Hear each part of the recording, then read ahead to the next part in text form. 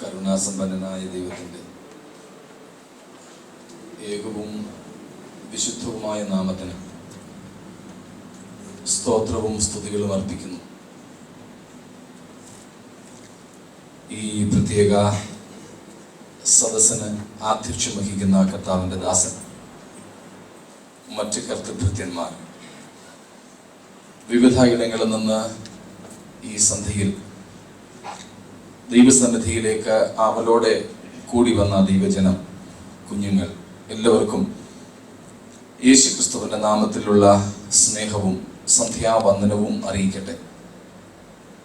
നമ്മുടെ വചന പഠനത്തിൻ്റെ രണ്ടാമത്തെ സന്ധ്യയിൽ നമുക്കൊരുമിച്ച് ദൈവസന്നിധിയിലേക്ക് അടുത്തു വരുവാൻ ദൈവം നമ്മോട് കരുണ കാണിച്ചല്ലോ. ദൈവത്തിൻ്റെ കരുണയ്ക്കായും സ്നേഹത്തിനായും ദൈവത്തെ സ്തുതിക്കുന്നു. പകലത്തെ അധ്വാനത്തിനും തിരക്കിനും ബദ്ധപ്പാടുകൾക്കുമൊക്കെ ശേഷം ഈ വൈകുന്നേരവും കർത്തൃസന്നിധിയിലേക്ക് നിങ്ങൾ ഇത്രയും പേർ ഓടി വന്നല്ലോ, അതോർത്ത് ദൈവത്തിന് സ്തോത്രം. നമുക്ക് വിശ്രമിക്കുവാനും മറ്റും കുഞ്ഞുങ്ങളെ പഠിപ്പിക്കുവാനും ആഹാരം ഉണ്ടാക്കുവാനും ഒക്കെ കഴിയുന്ന സമയം ദൈവവചന പഠനത്തിനും ദൈവസന്നിധിയിലേക്കും നാം വരുവാനായി മാറ്റിവെച്ചു എന്നത് തികച്ചും ദൈവസന്നിധിയിൽ പ്രസ്താവ്യമായ സംഗതിയാണ്. മണി, ടൈം ഈസ് മണി, സമയമാണ് പണം എന്ന ഒരു തത്വചിന്തയിലേക്ക് എത്തിയിരിക്കുന്ന കാലഘട്ടത്തിലാണ് നാം ജീവിക്കുന്നത്. നമ്മുടെ സമയം കർത്തൃസന്നിധിയിൽ ചെലവഴിപ്പാൻ ദൈവം വീണ്ടും നമുക്ക് കൃപ ചെയ്യട്ടെ എന്ന് പ്രാർത്ഥിച്ച് ഒരിക്കൽ കൂടെ നിങ്ങളേവർക്കും വന്ദനമരുളി നാം പഠിച്ചു വരുന്ന വിഷയത്തിലേക്ക് പ്രവേശിക്കുന്നു. നാം പഠിക്കുന്ന വിഷയങ്ങളുമായി ബന്ധപ്പെട്ട്, നാം ചിന്തിക്കുന്ന വിഷയങ്ങളുമായി ബന്ധപ്പെട്ട് എന്തെങ്കിലും ന്യായമായ സംശയങ്ങൾ നിങ്ങൾക്കുണ്ടെങ്കിൽ നിങ്ങൾക്ക് ഒരു പേപ്പറിൽ എഴുതി സംഘാടകരെ ഏൽപ്പിച്ചാൽ അടുത്ത ദിവസം, അത് ഇന്നലെയും ഇന്നുള്ളത്, ഇന്നലെ പറയാഞ്ഞതുകൊണ്ടാണ്, ഇന്നലെയും ഇന്നുമുള്ളതിൻ്റെ സംശയങ്ങൾ വല്ലതും ഉണ്ടെങ്കിൽ ഇന്ന് പോകുന്നതിന് മുമ്പ് തന്നെ എഴുതി സംഘാടകരെ ഏൽപ്പിച്ചാൽ നിങ്ങളൊരു പാത്രം വല്ലതും മുക്കുകയാണെങ്കിൽ അത് അവർക്ക് സൗകര്യമായിരിക്കും.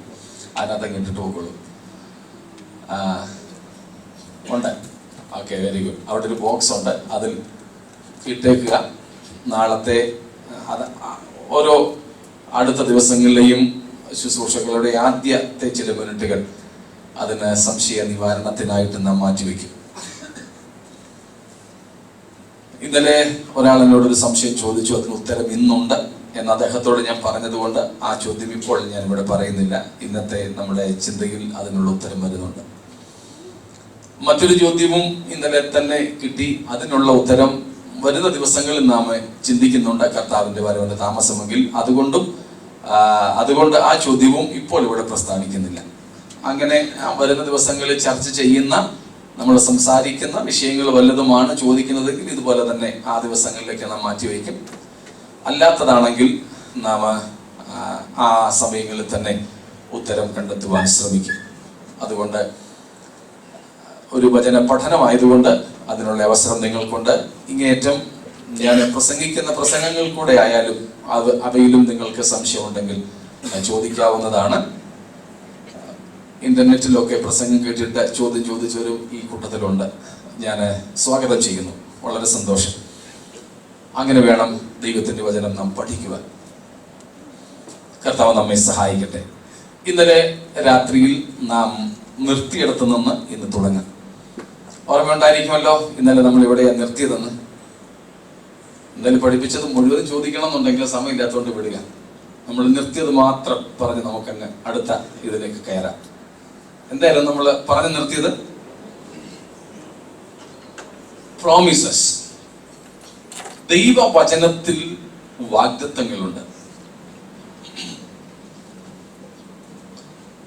ദൈവവചനത്തിലെ വാഗ്ദത്തങ്ങളെ തരം തിരിച്ച് നാം ദൈവവചനത്തിലെ വാഗ്ദത്തങ്ങളെ നാം തരം തിരിച്ച് പഠിക്കണം. നാം അതിൽ കണ്ടു,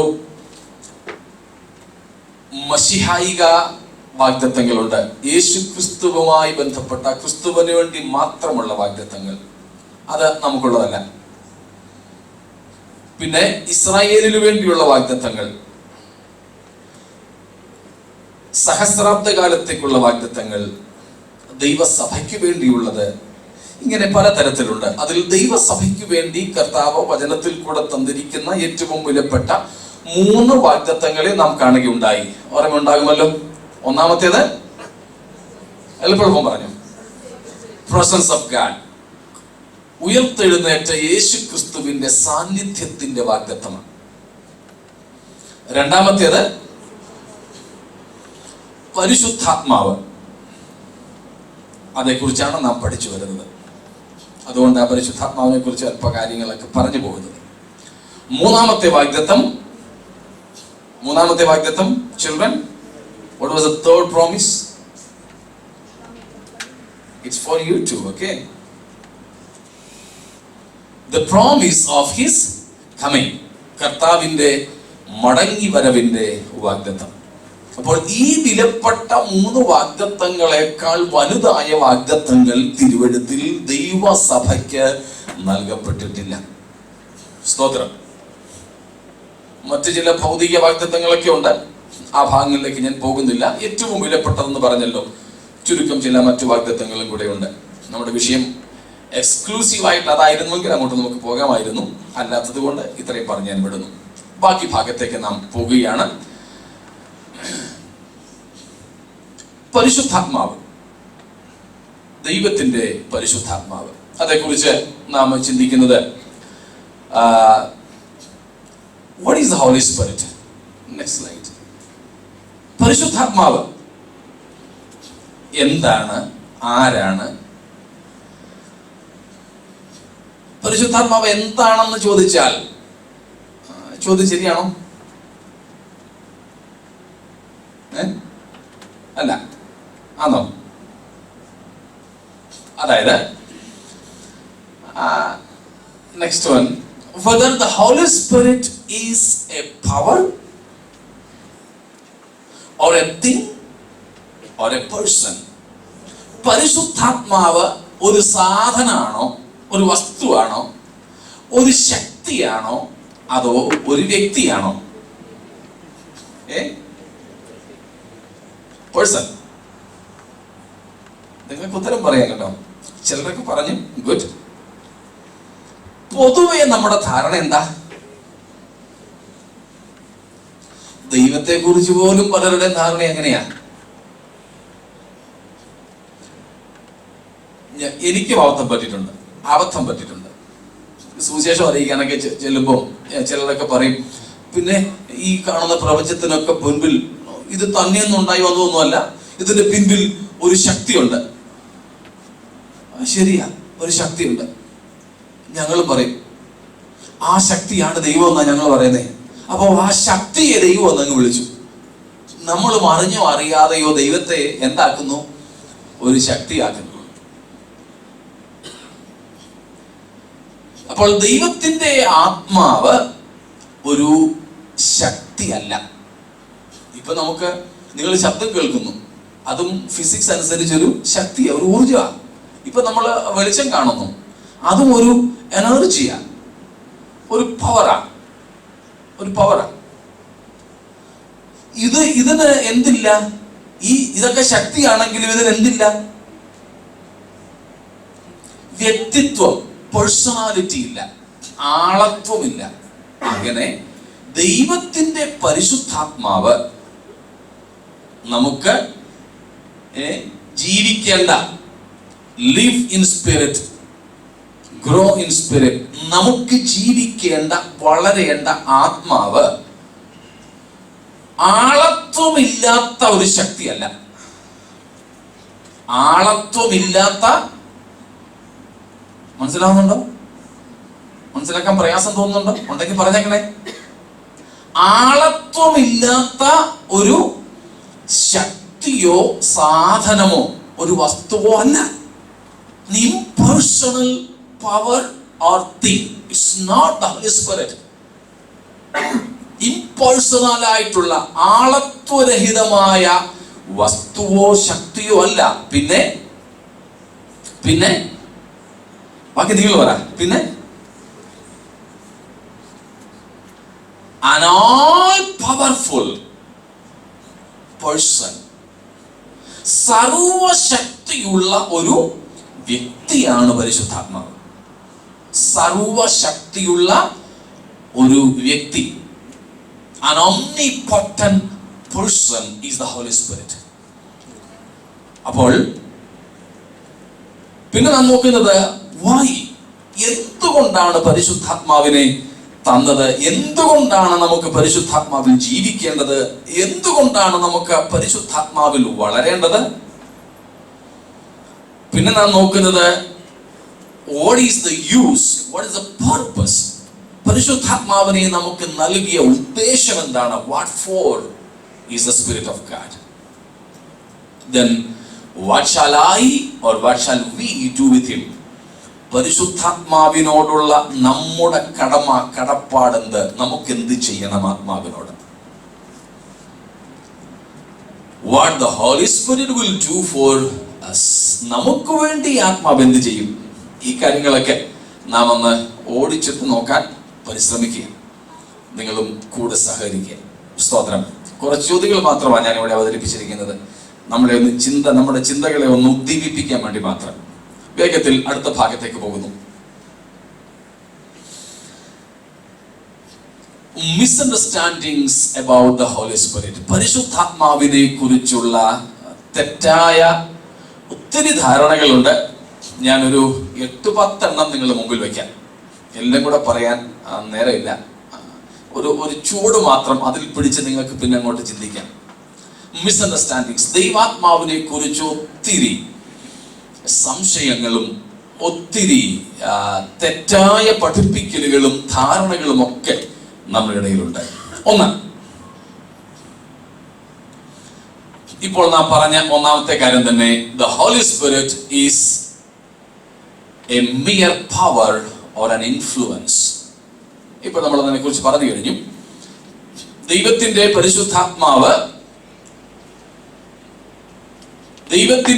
പരിശുദ്ധാത്മാവ് ഒരു കേവല ശക്തിയാണെന്ന്, കേവലം ഒരു സ്വാധീനം മാത്രമാണെന്ന് പലരും ചിന്തിക്കുന്നുണ്ട്. ഒരു സ്വാധീനം, ഒരു ശക്തി ഒക്കെയാണെന്ന് ചിന്തിക്കുന്നുണ്ട്. അതിന് പരിശുദ്ധാത്മാവിനെ കാറ്റിനോടും അതിനോടും ഇതിനോടൊക്കെ പലതിനോടും ഉപമിച്ച് ചിന്തിക്കുന്നതും ഏതാണ്ടൊക്കെ അതേ അർത്ഥത്തില. അതൊരു തെറ്റായ ധാരണയാണ്. നാം ഇപ്പോൾ തന്നെ കണ്ടു. കേവലം ആളത്വരഹിതമായ ഒരു ശക്തി അല്ലെന്ന്, ഒരു ഇൻഫ്ലുവൻസ് മാത്രമല്ല പരിശുദ്ധാത്മാവെന്ന് നമ്മൾ കണ്ടു. ഇത് തെറ്റായ ധാരണയാണ്. 2, the Holy Spirit is inferior to the Father and the Son. പിതാവിനേക്കാളും പുത്രനേക്കാളും പരിശുദ്ധാത്മാവിന്റെ സ്ഥാനം താഴെയാണെന്ന് ഒരു ധാരണയുണ്ട് പലർക്കും. അല്ല കേട്ടോ, അല്ല. പിതാവും പുത്രനും പരിശുദ്ധാത്മാവും തുല്യരാണ്. ഒരേ ദൈവത്വത്തിൽ, ആളത്വത്തിൽ, അധികാരത്തിൽ, നിത്യതയിൽ, ശക്തിയിൽ, സ്വാധീനത്തിൽ, ജ്ഞാനത്തിൽ, എല്ലാറ്റിലും പിതാവും പുത്രനും പരിശുദ്ധാത്മാവും തത്തുല്യരാണ്. ഉച്ചനീചത്വങ്ങൾ ഈ 3 ആളത്വങ്ങളിൽ ഇല്ല. ഈ 3 ആളത്വങ്ങളിലില്ല. സ്തോത്രം. പലരും പരിശുദ്ധാത്മാവിനെ, കർത്താവ് തന്നെ പറഞ്ഞിട്ടുണ്ടല്ലോ, ഒരു കാര്യസ്ഥനെ, അഡ്വക്കേറ്റിനെ അയക്കാമെന്ന്. അഡ്വക്കേറ്റ് എന്ന് പറഞ്ഞാൽ നമ്മുടെ സഹായി അല്ലയോ? ഇംഗ്ലീഷിലൊക്കെ ആണെങ്കിൽ ചില വേർഷൻസ് വായിക്കുന്നത് ഹെൽപ്പർ എന്നാ. അപ്പം പരിശുദ്ധാത്മാവ് നമ്മുടെ ഹെൽപ്പർ എന്ന്, നമുക്ക് ഹെൽപ്പർ എന്ന് വെച്ചാൽ നമുക്ക് അർത്ഥം അറിയാം. അപ്പം പരിശുദ്ധാത്മാവ് നമ്മുടെ ഹെൽപ്പർ ആണെങ്കിൽ നമ്മൾ പരിശുദ്ധാത്മാവിന്റെ യജമാനന്മാരെന്ന നിലയിൽ പലരും ചിന്തിക്കാറുണ്ട്. പരിശുദ്ധാത്മാവിനെ ഇൻഫീരിയറായി, കുറഞ്ഞവനായി, വില കുറഞ്ഞവനായി, ശക്തി കുറഞ്ഞവനായി, ദൈവത്വത്തിന് ഏതാണ്ട് ഇച്ചിരി കുറവുള്ളവനായി കാണാറുണ്ട്. ഇല്ലില്ല, അങ്ങനെയല്ല. പരിശുദ്ധാത്മാവ് ത്രിയേക ദൈവം തത്തുല്യതയിലുള്ള മൂന്ന് വ്യക്തിത്വങ്ങളാണ്. മൂന്നാമത്തെ തെറ്റായ ധാരണ, this is the era of the Holy Spirit. നമ്മുടെയൊക്കെ ഇടയിലും പലരും അങ്ങനെ പറയാറും പ്രസംഗിക്കാറും വിശ്വസിക്കാറുമുണ്ട്, ഇത് പരിശുദ്ധാത്മാവിന്റെ യുഗമാണെന്ന്. അങ്ങനെ ഒരു യുഗം ഇല്ല. ഇത് പരിശുദ്ധാത്മാവിന്റെ യുഗമാണ് എന്ന ഒരു തെറ്റായ ധാരണ അതിൽ വരുമ്പം ഉണ്ടാകുന്നത്, പഴയ നിയമകാലം പിതാവായ ദൈവത്തിന്റെ യുഗവും പിന്നെ പുതിയ നിയമകാലത്തിന്റെ തുടക്കം അത് യേശുക്രിസ്തുവിന്റെ യുഗവും പെന്തക്കോസ്ത് നാൾ മുതൽ ഇങ്ങോട്ട് പരിശുദ്ധാത്മാവിന്റെ യുഗവുമാണെന്ന് നമ്മൾ അങ്ങ് വീതം വെച്ചു കൊടുത്തു. അത് ഒരു വല്ലാത്ത പെശക. എക്കാലവും ഈ ത്രിയേക ദൈവം ഒരുമിച്ചായിരുന്നു പ്രവർത്തിച്ചിരുന്നത്. ഈ മൂവരുടെയും യുഗമായിരുന്നു എല്ലാ കാലവും. അല്ലാതെ മൂന്ന് പേരും ടേൺ വൈസ് എടുത്തതൊന്നുമല്ല. ഇതും തെറ്റായ ധാരണയാണ്. പരിശുദ്ധാത്മാവിന്റെ യുഗം എന്നൊരു യുഗമില്ല. ആ പരിശുദ്ധാത്മാവ് ആളത്വരൂപേണ ഇന്ന് ഭൂമിയിൽ ദൈവസഭയോടുകൂടെ ഉണ്ട് എന്നുള്ളത് വാസ്തവമാണ്.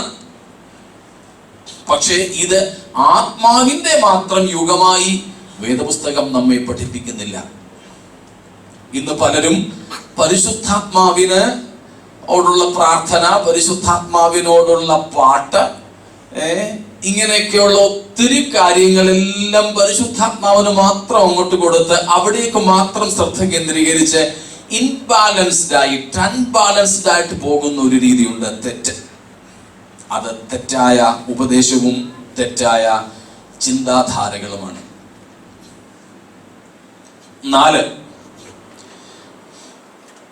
നാലാമത്തെ, ഇവിടെ മുൻപിൽ ഒത്തിരി സീറ്റുകളുണ്ട്, ഇങ്ങോട്ട് നിങ്ങൾ വന്നാൽ കുഴപ്പമില്ല.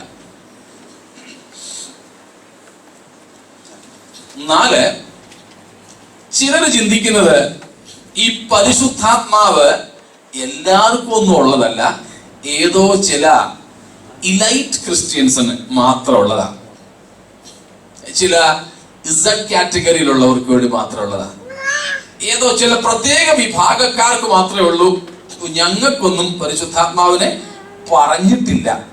ഒത്തിരി പേരുടെ ഒരു ചിന്ത അങ്ങനെയാണ്. അതും തെറ്റായ ധാരണയാണ്. അപ്പോൾ 4 തെറ്റായ ധാരണകൾ പരിശുദ്ധാത്മാവിനെ കുറിച്ചുള്ളത് കണ്ടു. ഒന്നാമത്തേത് ഒരു ആളത്വമില്ലാത്ത ശക്തി മാത്രമാണെന്നുള്ള ധാരണ. 2, പിതാവിനെയും പുത്രനെയും പരിശുദ്ധാത്മാവിനും വില കുറവാണെന്നുള്ള ധാരണ. 3, ഇത് പരിശുദ്ധാത്മ യുഗമാണ് എന്നുള്ള ധാരണ. 4, എല്ലാവർക്കും ഒന്നും ഉള്ളതല്ല, ചിലർക്ക് മാത്രം പരിശുദ്ധാത്മാവ് ഉള്ളൂ, അവർക്ക് കിട്ടൂ, അവർക്ക് പറ്റൂ എന്ന ധാരണ. പത്രോസ് അപ്പോസ്തലൻ ആദ്യത്തെ ക്രിസ്തീയ പ്രസംഗത്തിൽ എന്തായിരുന്നു പറഞ്ഞത്? ഇന്നലേക്ക് നാം ഒന്ന് പറഞ്ഞു വിട്ടായിരുന്നു. അപ്പോസ്തല പ്രവൃത്തികൾ 2-ാം അധ്യായത്തിന്റെ 38-39 വാക്യങ്ങളിൽ വാഗ്ദത്തം നിങ്ങൾക്കും നിങ്ങളുടെ മക്കൾക്കും പിന്നെ നമ്മുടെ ദൈവമായ കർത്താവ് വിളിച്ചു വരുത്തുന്ന അല്ലെ ദൈവത്തിന്റെ അടുക്കലേക്ക് ദൈവം അടുപ്പിക്കുന്ന ദൂരസ്ഥന്മാരായ ഏവർക്കും ഉള്ളതാ. നിങ്ങൾക്ക്, യഹൂദന്മാർക്ക്, നിങ്ങളുടെ മക്കൾക്ക്, തലമുറകൾക്ക്, ദൂരസ്ഥന്മാരായിട്ടുള്ളവരെ കർത്താവ് വിളിച്ചു വരുത്തിയാൽ അവർക്ക്, നാം ഉൾപ്പെടെയുള്ള സകലർക്കുള്ളതാ. ദൈവത്തിന്റെ ജനത്തിന് എല്ലാവർക്കും ഉള്ളതാ, ലോകത്തിനുള്ളതല്ല, ദൈവജനത്തിനുള്ളതാ പരിശുദ്ധാത്മാവ്. അഞ്ചാമത്തെ തെറ്റായ ധാരണ, work and the ministry of the spirit is over. ചിലർ അങ്ങനെയും ചിന്തിക്കുന്നുണ്ട്. പരിശുദ്ധാത്മാവിന്റെ പ്രവർത്തികൾ നിലച്ചുപോയി. ചില സഭാവിഭാഗങ്ങൾ തന്നെയുണ്ട്, 1-ാം നൂറ്റാണ്ടോടുകൂടി അത് നിലച്ചു. വേദപുസ്തകം ഈ രൂപത്തിൽ നമുക്ക് കിട്ടിയതോടുകൂടെ അത് നിലച്ചു എന്നൊക്കെ ചിന്തിക്കുന്നവർ, അതും തെറ്റായ ധാരണയാണ്. ഇന്ന് പെന്തക്കോസ്ത് എന്ന് പറയുന്ന വിഭാഗം തന്നെ ഏതാണ്ട് പരിശുദ്ധാത്മ പ്രവർത്തനങ്ങൾ ഇല്ലാത്ത ഒരു വിഭാഗമായിട്ട് മാറിക്കൊണ്ടിരിക്കുന്നു എന്ന ഒരു വിലയിരുത്തൽ ഏറെ വർഷങ്ങളായി ഞാൻ നടത്തുകയും അനുഭവിക്കുകയും ചെയ്യുന്നു. പണ്ടൊക്കെ ഒരു പാട്ട് അങ്ങോട്ട് പാടി തുടങ്ങിയാൽ അവസാന സ്റ്റാൻസ വരെ എത്തത്തില്ലായിരുന്നു നമ്മൾ പാടുന്ന ഭാഷയിൽ. അതിനു മുമ്പ് തന്നെ അന്യഭാഷകളിലൊക്കെ പാടിയാലും 2 മിനിറ്റ് കൊണ്ട് ക്ലൈമാക്സിൽ പോയിട്ട് അങ്ങ് അണഞ്ഞു പോകത്തൊന്നുമില്ലായിരുന്നു. ഇങ്ങനെ നിന്ന് കത്തുമായിരുന്നു. ഇപ്പോഴോ ഒരു പാട്ട് തന്നെ 5ഉം 8ഉം സ്റ്റാൻസുള്ള ഇത്രയും നീളമുള്ള പാട്ട് തന്നെ 3 പ്രാവശ്യം എടുത്തു പാടിയാലും ഒരനക്കമില്ല. തൊണ്ട പോകുന്നതല്ലാതെ ഒരു വ്യത്യാസമില്ല. വിശ്വാസപരമായി, സൈദ്ധാന്തികമായി, തിയറിറ്റിക്കലി, താത്വികമായി പെന്തക്കോസ്ത് സഭകൾ വിശ്വസിക്കുന്നുണ്ട് പരിശുദ്ധാത്മ പ്രവർത്തനം നിലച്ചിട്ടില്ലെന്ന്. പക്ഷേ വ്യാവഹാരികമായി, പ്രായോഗികമായി നാമും ഈ 5-ാമത്തെ വകുപ്പിൽ പെടുത്തില്ലേ എന്നൊരു സംശയം എനിക്കില്ലാതില്ല. മനസ്സിലാവുന്നുണ്ടോ? ദൈവത്തിന്റെ ആത്മപ്രവർത്തനം ഇതുവരെയും നിന്നുപോയിട്ടില്ല. സ്തോത്രം, നിന്നുപോയിട്ടില്ല. 1-ാം നൂറ്റാണ്ടിൽ എങ്ങനെയൊക്കെ ദൈവാത്മാവ് പ്രവർത്തന നിരതവും ക്ഷമവുമായിരുന്നുവോ അതുപോലെ തന്നെ ഇന്നും ദൈവാത്മാവ് പ്രവർത്തന നിരതനും പ്രവർത്തനക്ഷമവുമായി പ്രവർത്തിക്കുന്നു. ദൈവത്തിന്റെ ആത്മാവിന്റെ മുഴുവൻ പ്രവർത്തനങ്ങളും ഇന്നുമുണ്ട്. സ്തോത്രം. പിന്നെ എവിടെയാ പരാജയം സംഭവിച്ചത്? വരും ദിവസങ്ങളിൽ നമുക്ക് നോക്കാം. ഇത് 5-ാമത്തെ തെറ്റിദ്ധാരണയാണ് ദൈവാത്മാവിനെ കുറിച്ച്. 6-ാമത്തേത്, such experiences are not necessary. 5-ാമത്തേതിനോട് ഏകദേശമൊക്കെ അടുത്ത് നിൽക്കുന്ന ഇത് അത് തന്നെ അല്ലെന്നേ ഉള്ളൂ. ആ നിലച്ചുപോയെന്നൊന്നും വിശ്വസിക്കുന്നില്ല. ഉണ്ട്. പക്ഷേ അതിന്റെ ആവശ്യമൊന്നും ഇന്ന് ഇല്ല. അതിന്റെ ആവശ്യമില്ല എന്ന് കരുതുന്ന ഒരു കൂട്ടരുണ്ടെന്ന്. നമ്മുടെ കൂട്ടത്തിൽ തന്നെ ഒത്തിരി പേരുണ്ട് അങ്ങനെ. തെറ്റ്. ഈ 5-6 സഹോദരങ്ങളാണ്. ദൈവാത്മാവിന്റെ നിറവും ദൈവാത്മാ പ്രവർത്തനങ്ങളും ഒക്കെ നിലച്ചു പോയിട്ടില്ലെന്ന് മാത്രമല്ല, ഇന്നും എനിക്കും നിങ്ങൾക്കും വ്യക്തിപരമായും നമുക്ക് സഭയായും ആവശ്യമാണ്. ഒന്നുകൂടെ ഞാൻ ആവർത്തിക്കുന്നു, പരിശുദ്ധാത്മാവിന്റെ നിറവും പരിശുദ്ധാത്മാവിന്റെ വരങ്ങളും പരിശുദ്ധാത്മ പ്രവൃത്തികളും നിലച്ചു പോയിട്ടില്ല. മാത്രമല്ല, ഓരോ ക്രിസ്ത്യാനിക്കും വ്യക്തിപരമായി ആ അനുഭവങ്ങളുടെ ആവശ്യമുണ്ട്. 2, ദൈവസഭയ്ക്ക് പൊതുവായും ഈ ദൈവ പ്രവർത്തികളുടെ ആവശ്യമുണ്ട്. സ്തോത്രം, ആവശ്യമുണ്ട്. 7-ാമത്തെ തെറ്റായ പഠിപ്പീരോ ധാരണയാണ് he's active on special occasions only. ചില പ്രത്യേക സമയങ്ങളിൽ മാത്രമേ ഇത് ആക്ടിവേറ്റ് ആകത്തുള്ളൂ. ചില സ്ഥലത്തും ചില സമയങ്ങളിലുമൊക്കെ ദൈവാത്മാവ് ഇനാക്റ്റീവ് ആണെന്നൊരു ധാരണ നമ്മൾ അറിഞ്ഞോ അറിയാതെയോ ഉണ്ട്.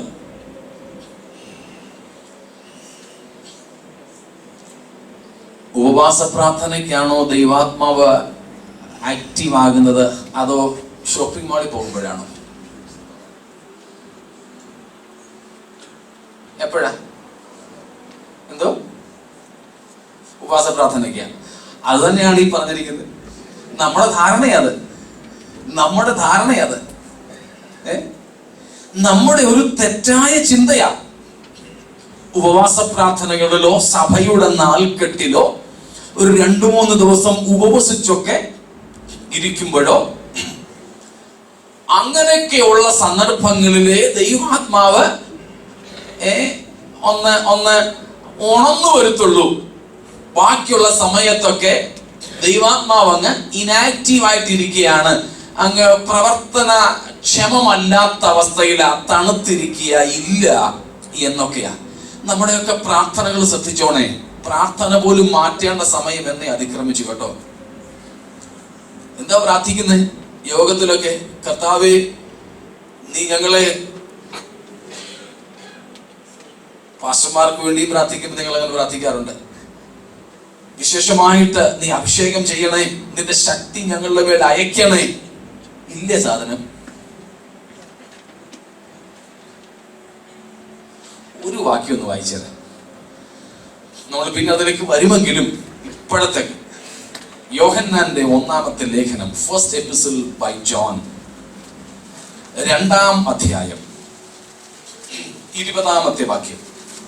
നിങ്ങളോ പരിശുദ്ധനാൽ അഭിഷേകം പ്രാപിച്ച് സകലവും അറിയുന്നു. 27. അവനാൽ പ്രാപിച്ച അഭിഷേകം നിങ്ങളിൽ വസിക്കുന്നു. അവനാൽ 20-ാം വാക്യം കൂടെ ഞാൻ ചേർത്തങ്ങ് പറയുകയാണ്. പരിശുദ്ധനാൽ നാം പ്രാപിച്ച അഭിഷേകം ഉപവാസ പ്രാർത്ഥനകളിൽ നമ്മിൽ വന്നു പോന്നു. ആരും കൂടെ ഇല്ലേ? ആണോ? പ്രത്യേക യോഗങ്ങളിലും വിശിഷ്ടാതിഥികളുടെ ആഗമനത്തിലും ഈ അഭിഷേകം നമ്മിൽ ആക്ടിവേറ്റ് ആകുന്നു. ആണോ? പിന്നെന്താ? പരിശുദ്ധനാൽ നിങ്ങൾ പ്രാപിച്ച അഭിഷേകം നിങ്ങളിൽ വസിക്കുന്നു. It's an abiding anointing.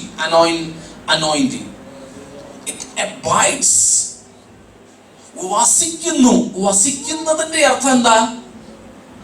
വന്നു പോകുന്നതാണോ? പിന്നെ സ്ഥിരവാസ. പക്ഷെ ആ ഒരു ധാരണ നമുക്കില്ലെന്നുള്ളതാ വാസ്തവം. ഈ ഉപവാസ പ്രാർത്ഥനയിൽ വൈബ്രേറ്റ് ചെയ്യുന്നത് പോലെ തന്നെ മാർക്കറ്റിൽ പോകുമ്പോഴും ചെയ്യാൻ പറ്റും, ഇല്ലേ?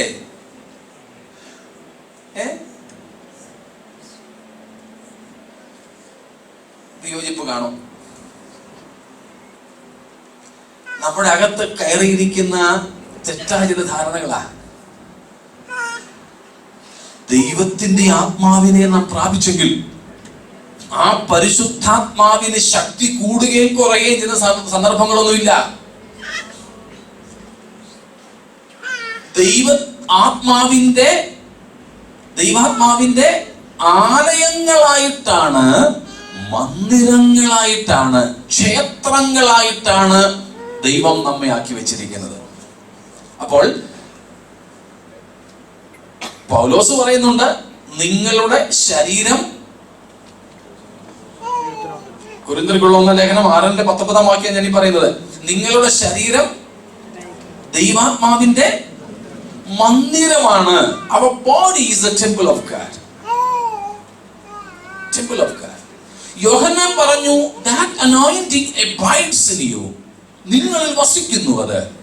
അപ്പോൾ നാം ദൈവാത്മാവിന്റെ മന്ദിരങ്ങൾ, ആലയങ്ങൾ, ക്ഷേത്രങ്ങളാണെങ്കിൽ ആ അഭിഷേകം നമ്മൾ വസിക്കുന്നെങ്കിൽ വല്ലപ്പോഴും വന്നു പോകുന്ന പരിപാടിയല്ല. അത് നമ്മിൽ നിരന്തരമായി നിലനിൽക്കുന്ന അവസ്ഥയാണ്. പക്ഷെ നമുക്കതിനെ കുറിച്ച് വലിയ ബോധ്യമില്ല. അതുകൊണ്ടാണ് നമ്മൾ ചിലപ്പോഴൊക്കെ പ്രത്യേകിച്ച് അതിനുവേണ്ടിയൊക്കെ തരണേ, ശക്തിപ്പെടുത്തണേ എന്നൊക്കെ പറഞ്ഞിരിക്കുന്നത്. ദൈവാത്മാവ് എപ്പോഴും നമ്മിലായിരിക്കാൻ ആഗ്രഹിക്കുന്നു. 8-ാമത്തെ സംഗതി, 8-ാമത്തേതിൽ നിങ്ങൾക്ക് കൂടുതൽ സംശയങ്ങളും ഒരുപക്ഷെ നാം ചിന്തിച്ചു വെച്ചിരിക്കുന്ന ചില ധാരണകൾ ഉടഞ്ഞു പോകാനും സാധ്യതയുള്ളതാണ്. 8-ാമത്തെ തെറ്റിദ്ധാരണ, പരിശുദ്ധാത്മാവ് അഗ്നിയാണെന്നൊരു ചിന്ത. പാട്ടുകളൊക്കെ ഉണ്ട് നമ്മുടെ ഇടയിൽ.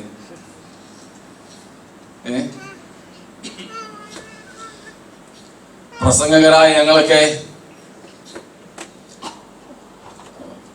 പ്രസംഗിച്ച് ഒരു പ്രത്യേക ഫോമിലേക്കൊക്കെ എത്തിക്കഴിയുമ്പോൾ ആത്മാവിന്റെ അഗ്നി ഇറങ്ങട്ടെ എന്നൊക്കെ പറയാറുണ്ട്.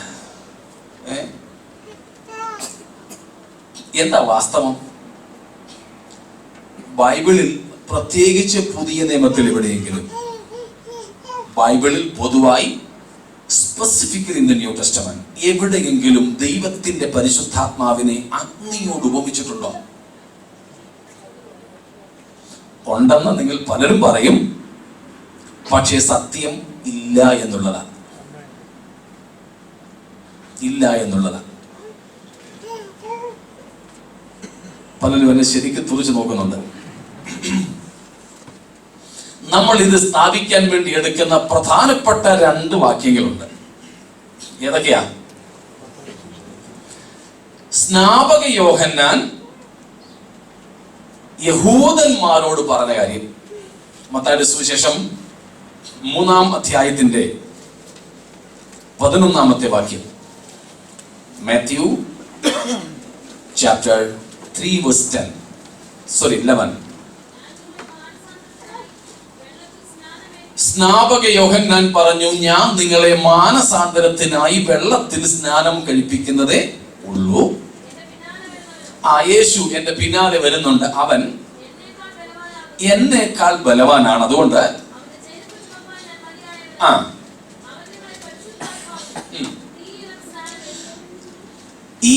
ഈ വചനമാണ് ഈ ഉപദേശ സ്ഥാപനത്തിന് ഏറ്റവും അധികമായി നാം സ്വീകരിക്കാറുള്ളത്. അതുകൊണ്ട് നിങ്ങൾ ചോദിക്കാതെ തന്നെ ഞാൻ ആ ഭാഗം ഉദ്ധരിച്ചത്. അവിടെ യോഹന്നാൻ പറയുന്നു, യേശു ക്രിസ്തു 2 സ്നാനം തരുമെന്ന്. ഏതൊക്കെ സ്നാനമാ? പരിശുദ്ധാത്മാവ് കൊണ്ടും തീ കൊണ്ടുമുള്ള സ്നാനം. 2 ഒന്നാണെന്ന ധാരണയിലാണ് നാം ഇരിക്കുന്നത്. അവിടുത്തെ തീ എന്താണെന്ന് നോക്കാം. ആ ഒറ്റ വാക്യത്തിലെ തീ ഉള്ളോ? അതിന്റെ മുകളിലും താഴെയുമുള്ള വാക്യങ്ങളിലും ഉണ്ട് തീ. 10-ാം വാക്യം ഒന്ന് വായിച്ചോളൂ.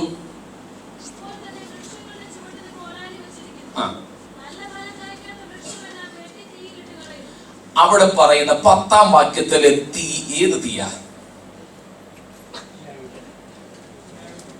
എന്തോ? ന്യായവിധിയുടെ തീയ. 12-ാം വാക്യം വായിച്ചേ.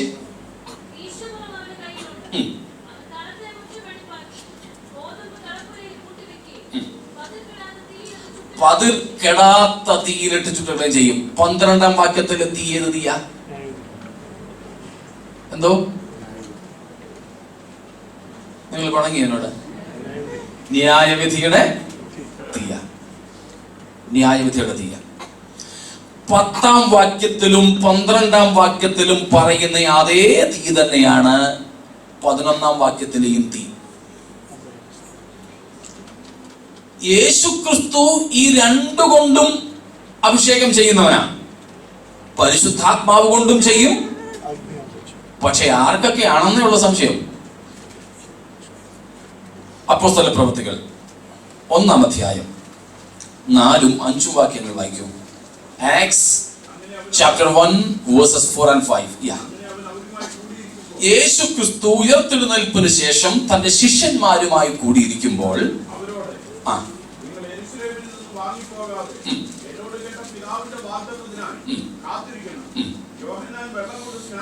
നമ്മൾ മുമ്പേ വായിച്ച മത്തായി 3-ന്റെ 11-ാം വാക്യം യേശു ഇവിടെ ഉദ്ധരിക്കുന്നു. യോഹന്നാൻ വെള്ളം കൊണ്ട് സ്നാനം കഴിപ്പിച്ചു, നിങ്ങൾക്കോ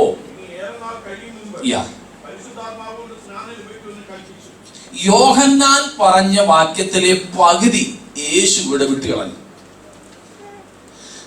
ശിഷ്യന്മാരോട് പ്രത്യേകമായി കർത്താവ് സംസാരിച്ചപ്പോൾ പറഞ്ഞു, നിങ്ങൾക്ക് ഒരു അഭിഷേകം കിട്ടും, ഒരു സ്നാനം കിട്ടും. അത് ഏത് സ്നാനമാണ്? പരിശുദ്ധാത്മാവ് കൊണ്ടുള്ളത്. ഏതുകൊണ്ടുള്ളതല്ല? തീ കൊണ്ടുള്ളതല്ല. അഗ്നിക്ക് ശുദ്ധീകരണ സ്വഭാവം ഉണ്ടെന്നുള്ളത് വാസ്തവമാണ്. അത് വെച്ചുകൊണ്ടാണ് നമ്മളിവിടെ പറയാറൊക്കെ ഉള്ളത്. പക്ഷേ ശുദ്ധീകരണ സ്വഭാവം അഗ്നിക്കുണ്ടെങ്കിൽ പോലും വേദപുസ്തകത്തിൽ, വിശേഷിച്ച പുതിയ നിയമത്തിൽ നാം ഈ അഗ്നിയെ കാണുന്നത് ന്യായവിധിയുമായി ബന്ധപ്പെട്ട. പഴയ നിയമത്തിൽ അങ്ങനെ തന്നെയാണ്.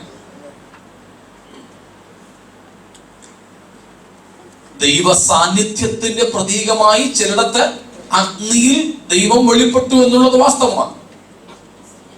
മറ്റൊരു സംഗതി നമ്മൾ ഈ ഉപദേശം സ്ഥാപിക്കാൻ പിടിക്കുന്നത് അപ്പോസ്തല പ്രവൃത്തികൾ 2-ാം അധ്യായത്തിലാണ്. ഇപ്പോൾ തന്നെ നിങ്ങൾ ചിലരുടെയൊക്കെ മനസ്സിൽ തോന്നിക്കാണും, പരിശുദ്ധാത്മാവ് ആദ്യമായി പെന്തക്കോസ്ത് നാളിൽ ശിഷ്യന്മാരുടെ മേൽ ഇറങ്ങിയപ്പോൾ എങ്ങനെയായിരുന്നു? അഗ്നിജ്വാല പോലെ പിളർന്നിരിക്കുന്ന നാവുകളായിട്ടാണല്ലോ പരിശുദ്ധാത്മാവ് വന്നത്. ഇപ്പോൾ തന്നെ ഞാൻ പറയാതെ നിങ്ങൾ പലർക്കും അർത്ഥം മനസ്സിലായി കാണും. അഗ്നിനാവുകളാണോ അവിടെ വെളിപ്പെട്ടത്? ആണോ? അല്ല. പിന്നെന്തുവാ? അഗ്നിജ്വാല പോലെ പിളർന്നിരിക്കുന്ന നാവുകൾ. അവിടെ പിളർന്നിരിക്കുന്ന സ്പ്ലിറ്റ് ടങ്സ്, പിളർന്നിരിക്കുന്ന നാവുകൾക്കാണ് പ്രാധാന്യം. അഗ്നി ജ്വാല കത്തുമ്പോൾ എന്താ സംഭവിക്കുന്നത്? ജ്വാല ഒരേ ലെവലിലാണോ നിൽക്കുന്നത്? അല്ല. പിന്നെ ഏറിയും കുറഞ്ഞു ഇങ്ങനെ പിളർന്നാണ് ജ്വാല. അതുപോലെ അഗ്നിജ്വാല പോലെ, അഗ്നിജ്വാലയായിട്ടല്ല, വ്യത്യാസമല്ല. അഗ്നിജ്വാല പോലെ പിളർന്നിരിക്കുന്ന നാവുകൾ. ഈ ഭാഗങ്ങളിൽ നിന്ന് വ്യക്തമായി നമുക്ക് മനസ്സിലാക്കുവാൻ സാധിക്കും, പരിശുദ്ധാത്മാവിനെ അഗ്നിയോട് എങ്ങും തന്നെ ഉപമിച്ചിട്ടില്ല. പക്ഷെ എവിടെയോ നിന്ന് നമ്മുടെ ഉള്ളിൽ കയറി വന്ന ഒരു സംഗതിയാണ് അഗ്നി അഭിഷേകം, അഗ്നി അഭിഷേകം എന്നും പറഞ്ഞ്. അതും ചില പ്രശസ്തന്മാര് പറയുകയാണെങ്കിൽ പിന്നെ ഒന്നും നോക്കാതെ നമ്മളങ്ങ് ആമീൻ പറഞ്ഞ് തല കുനിച്ചു കൊടുക്കല്ലേ. ഫയർ കോൺഫറൻസുകളും ഒക്കെ അതിൽ നിന്ന് ഉരുത്തിരിഞ്ഞ സംഗതികളാണ്. വേദപുസ്തകത്തിൽ അടിസ്ഥാനമില്ലാത്ത സംഗതിയാണത്.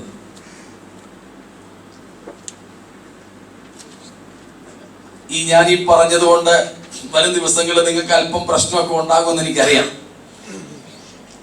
നമ്മളൊക്കെ തന്നെ പലപ്പോഴും പ്രാർത്ഥിക്കുന്നത്, കർത്താവേ നിന്റെ ആത്മാവിന്റെ അഗ്നി അയക്കണമേ എന്നൊക്കെയാ വൈബ്രേറ്റ് ചെയ്ത് പ്രാർത്ഥിക്കുന്നത്.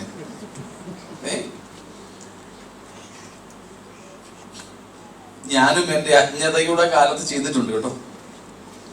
ഭൂതബാധനോടൊക്കെ പറഞ്ഞിട്ടുണ്ട്, ആത്മാവിന്റെ അഗ്നികൾ നിന്നെ കത്തിക്കുക എന്നൊക്കെ. ഇപ്പൊ എനിക്ക് അതിനെ കുറിച്ചൊക്കെ ലജ്ജ തോന്നുന്നു.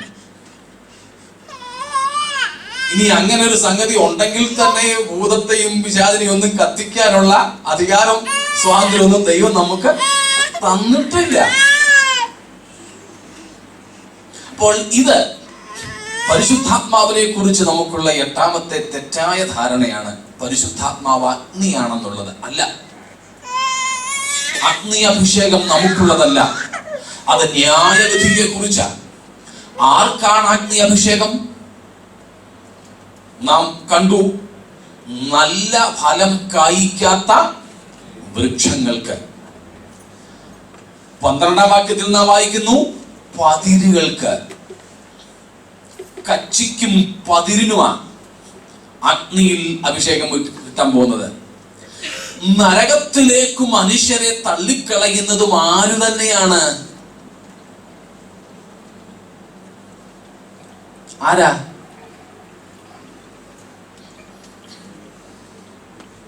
എന്തോ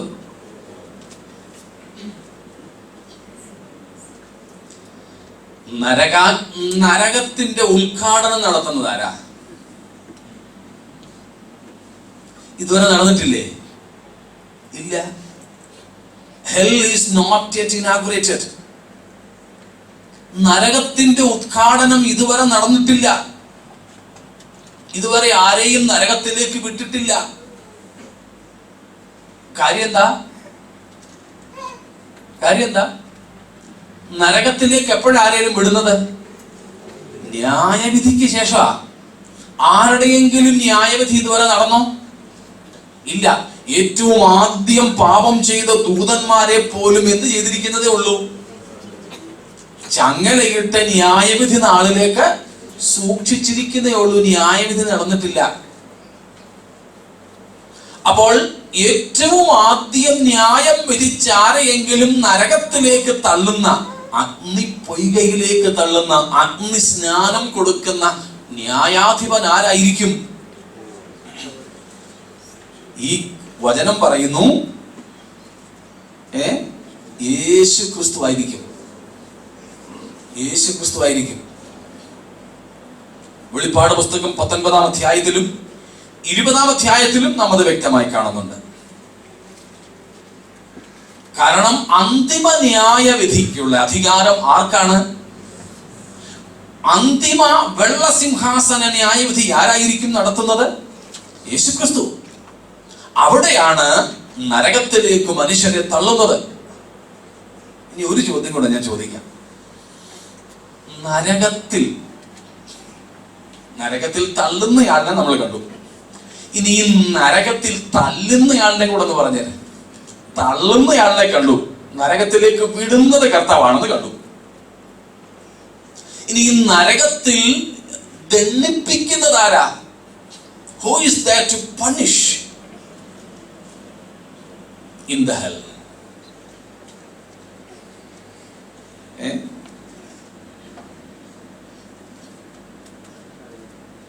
പറഞ്ഞോളൂ, തെറ്റാനും സാരമില്ല. 2 ഓപ്ഷൻ ഞാനേ തന്നേക്കാം. ദൈവം അല്ലെങ്കിൽ സാത്താൻ. ഒത്തിരി പേരൊന്നും പറയണ്ട, രണ്ടിലൊന്നും പറയാൻ മതി. ദൈവമായിരിക്കോ സാത്താനായിരിക്കോ? എന്തോ? സാത്താൻ.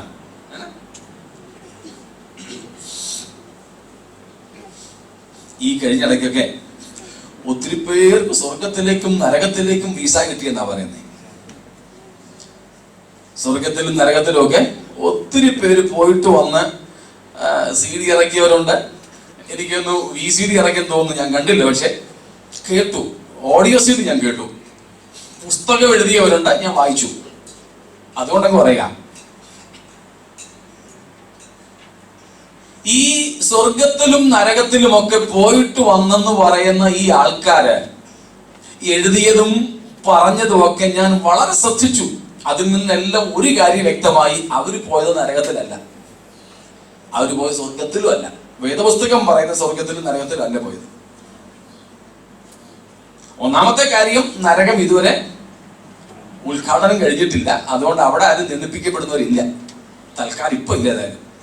2, അവരൊക്കെ പോയിട്ട് വന്നവര് പറഞ്ഞത് നരകത്തിൽ സാത്താനും സാത്താന്റെ കിങ്കരന്മാരും കൂടെ ഒക്കെ എന്റെ ദൈവമേ പാവങ്ങളെ തല്ലുന്ന തല്ല് കാണണം. എനിക്ക് സത്യത്തിൽ ചിരി വന്നുപോയി. കാരണം നിങ്ങൾ പറ, നരകത്തിൽ ഏറ്റവും കൂടുതൽ ദണ്ഡനം അനുഭവിക്കുന്നയാൾ ആരായിരിക്കും? അവന്റെ സ്വന്തം ദണ്ഡനത്തിൽ നിന്ന്, കരച്ചിൽ നിന്ന് വിടുതൽ കിട്ടിയിട്ട് വേണ്ട ഇവരെ തന്നെ കുത്താൻ. അത് മാത്രമല്ല, തീ കത്തുന്ന സ്ഥലമാണ്, അഗ്നി പൊയ്കയാണെങ്കിൽ പോലും അവിടെ ഒരു തരി വെളിച്ചമില്ല. ഗ്ലൂം ഓഫ് ഡാർക്ക്നെസ്, ഇരുട്ട്. എന്തുവാ? കട്ടിയുള്ള ഇരുട്ടുള്ള സ്ഥലമാണേത്? നരകം. അങ്ങനെയുള്ള തീയെ കുറിച്ച്, അങ്ങനെയുള്ള ഇരുളിനെ കുറിച്ച് നമുക്ക് വല്ല പരിചയമുണ്ടോ? മിസ്രയീമിലെ ഇരുട്ടിനെ കുറിച്ച് എന്താ പറയുന്നത്? സ്പർശിക്കത്തക്ക ഇരുട്ട്. നമ്മുടെ ചിന്തയിൽ വരുന്ന കാര്യമല്ല അല്ലേ? ഇരുട്ടിനെ തൊട്ട് നോക്കാൻ പറ്റുമോ? പക്ഷേ മിസ്രയീമിൽ 3 ദിവസം ദൈവം അയച്ച ബാധ സ്പർശിക്കത്തക്ക ഇരുട്ടായിരുന്നു.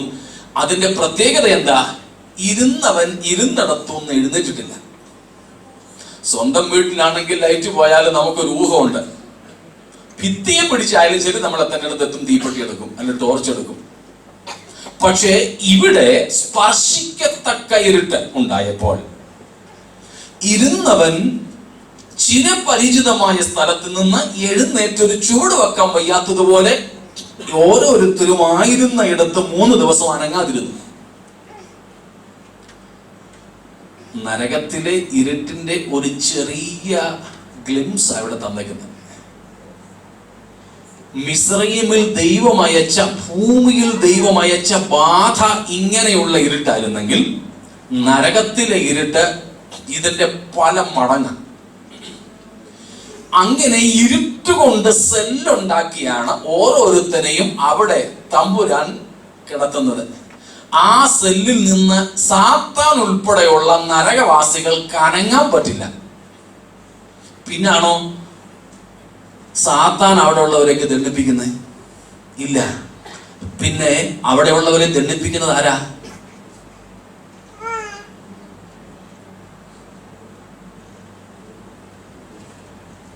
യെശയ്യ 30:33 വായിച്ചോളൂ. 30:33 ഐശയ്യ chapter 30 verse 33, 30-ാം അധ്യായം 33-ാം വാക്യം. രാജാവിനായിട്ട് ഒരുക്കിയിരിക്കുന്നു. അവൻ അതിനെ ആഴവും വിശാലവുമാക്കിയിരിക്കുന്നു. അതിന്റെ ചിതയിൽ വളരെ തീയും വിറകുമുണ്ട്. യഹോവയുടെ ശ്വാസം ഒരു ഗന്ധക നദി പോലെ അതിനെ കത്തിക്കും. അതിനെ കത്തിക്കുന്നത് എന്തുവാ? യഹോവയുടെ ശ്വാസമാണ്. ദൈവം ഈ പ്രപഞ്ചത്തെ മുഴുവനും പിടിച്ച് തിരിക്കുന്നത് ആരാ? എല്ലാ 24 മണിക്കൂറും ആരെങ്കിലും ഇല്ലേ പോട്ടെ 365 ദിവസം കൂടുമ്പം ഓരോരുത്തരും ചാവി തിരിച്ചു വെക്കാറുണ്ടോ? അടുത്ത ഒരു കൊല്ലം കറങ്ങിക്കോട്ടെന്ന് വിചാരിച്ച്. എന്താ സംഭവിച്ചേക്കുന്നത്? ദൈവം പറഞ്ഞിങ്ങി വിട്ടു, അങ്ങനെ തന്നെ സംഭവിക്കുക. അങ്ങനെ ദൈവത്തിന്റെ വചനം തന്നെയാണ് നരകത്തിലും എന്ത് കൊടുക്കുന്നത്? ശിക്ഷ വിധിക്കുന്നത്, തീ കത്തിക്കുന്നത്. യഹോവയുടെ ശ്വാസം ഗന്ധക നദി പോലെ അതിനെ കത്തിക്കും. അതാണ് നാം തെസ്സലോനിക്ക ലേഖനത്തിൽ 2 തെസ്സലോനിക്കയിൽ നാം വായിക്കുന്നുണ്ട്. 2-ാമത്തെ അധ്യായത്തിൽ എതിർ ക്രിസ്തുവിനെ കുറിച്ച് വായിക്കുന്നു. നമ്മുടെ കർത്താവ് തന്റെ വായിലെ ശ്വാസത്താൽ അവനെ ഒടുക്കിക്കളയും. അപ്പോൾ ദൈവ നിശ്വാസീയമായ വചനം എന്നൊക്കെ പറയുമ്പോൾ ആ ശ്വാസത്തിന്റെ അർത്ഥം മനസ്സിലായ എന്താണെന്ന്? യേശുക്രിസ്തു തന്നെയാണ് നരകത്തിലേക്ക് പാപികളെ ശിക്ഷ വിധിച്ചയക്കുന്നത്. അതേക്കുറിച്ചാണ് യോഹന്നാൻ പറഞ്ഞത്, പരിശുദ്ധാത്മാവ് കൊണ്ട് ക്രിസ്തുവിന്റെ ശിഷ്യരെ, അപ്പോസ്തലരെ, അനുസരിക്കുന്നവരെ, സുവിശേഷത്തിൽ വിശ്വസിക്കുന്നവരെ സ്നാനപ്പെടുത്തുമ്പോൾ അതിന് വിപരീതമായിട്ടുള്ളവരെ അന്ത്യനാളിൽ ന്യായം വിധിക്കുന്നതും ആര് തന്നെ? മശിഹ തന്നെ. അതാണ് അവിടുത്തെ അർത്ഥം. അതുകൊണ്ട് അഗ്നി അഭിഷേകം തരണേന്നൊന്നും പ്ലീസ് ആരും പ്രാർത്ഥിക്കല്ലേ. സ്തോത്രം. ആത്മാഭിഷേകം തരണേന്ന് പ്രാർത്ഥിച്ചോളൂ, കുഴപ്പമില്ല. ദൈവാത്മാവിനാൽ എനിക്ക് സ്നാനം നൽകണമെന്ന് പ്രാർത്ഥിച്ചോളൂ, കുഴപ്പമില്ല. അഗ്നിസ്നാനം എനിക്കും നിങ്ങൾക്കും വേണ്ടി വാഗ്ദത്തം ചെയ്തതല്ല. അതുകൊണ്ടാണ് മശിഹ ഉയർത്തെഴുന്നേറ്റ യേശു ശിഷ്യരോട് പറഞ്ഞത്, നിങ്ങൾക്ക് ഏറെ നാൾ കഴിയും മുമ്പ് പരിശുദ്ധാത്മാവിൽ സ്നാനം ലഭിക്കും. അഗ്നിയുടെ കാര്യം മിണ്ടിയില്ല ഇവിടെ കർത്താവ്. സ്തോത്രം. 9-ാമത്തെ സംഗതി നാം സാധാരണ ചെയ്യുന്ന തെറ്റായ ഒരു രീതി, despising the spirit for the word. 10-ാമത്തെ കൂടെ പറഞ്ഞിട്ട് 2 കൂടെ ഒരുമിച്ച് പറഞ്ഞേക്കാം. 10, despising the word for the spirit. 9-ാമത്തേത് വചനത്തിന്റെ പേര് പറഞ്ഞ് ആത്മാവിനെ നിരസിക്കുക. 10-ാമത്തേത് ആത്മാവിന്റെ പേര് പറഞ്ഞ് വചനത്തെ നിരസിക്കുക. രണ്ടും ഒരുപോലെ തെറ്റാണ്. തമ്മിൽ കൺഫ്യൂഷൻ ഇല്ലേ? 9-ാമത്തേത് എന്തിന് പ്രാധാന്യം കൊടുക്കുന്നു? വചനത്തിന്. പക്ഷേ കൊടുത്തു. പക്ഷെ എന്തുണ്ടാകരുത്? ആത്മാവിന്റെ പ്രാധാന്യം നഷ്ടപ്പെടുത്തരുത്. 10-ാമത്തേതോ വചനം വേണ്ടെന്ന് വെക്കുന്നു. എന്തിനാ പ്രാധാന്യം കൊടുക്കുന്നേ? ആത്മാവിന്. രണ്ടും തെറ്റ്. രണ്ടും ബാലൻസ്ഡ് ആയിരിക്കണം. രണ്ടും ബാലൻസ്ഡ് ആയിരിക്കണം.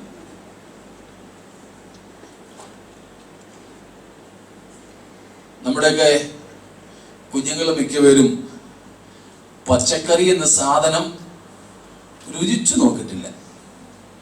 ഇഷ്ടമേ അല്ല. 24 മണിക്കൂറും 24/7 അവർക്ക് ചിക്കൻ തന്നെ കൊടുത്ത് സന്തോഷം. അതുകൊണ്ടുള്ള പ്രശ്നങ്ങളൊക്കെ അറിയാമല്ലോ.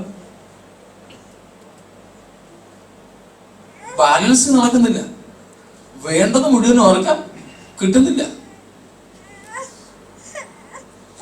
ഇതുപോലെയുള്ള വചനവും ആത്മാവും രണ്ടും ഒരേപോലെ അർഹമായ സ്ഥാനം കൊടുത്തുകൊണ്ട് തന്നെ പോകണം. പക്ഷേ പലയിടങ്ങളിലും ഏതോ ഒന്നിനു മുൻതൂക്കം കൊടുക്കുന്നു, മറ്റേതിനെ പിൻപിൽ തള്ളുന്നു.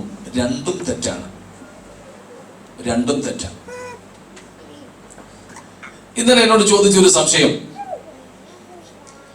ദൈവ വചനത്തിനുള്ള അപ്രമാദിത്വം എന്താണെന്ന്. വചനത്തിൽ ഇല്ലാത്തത് വല്ലതും ആത്മാവ് തന്നുകൂടെ?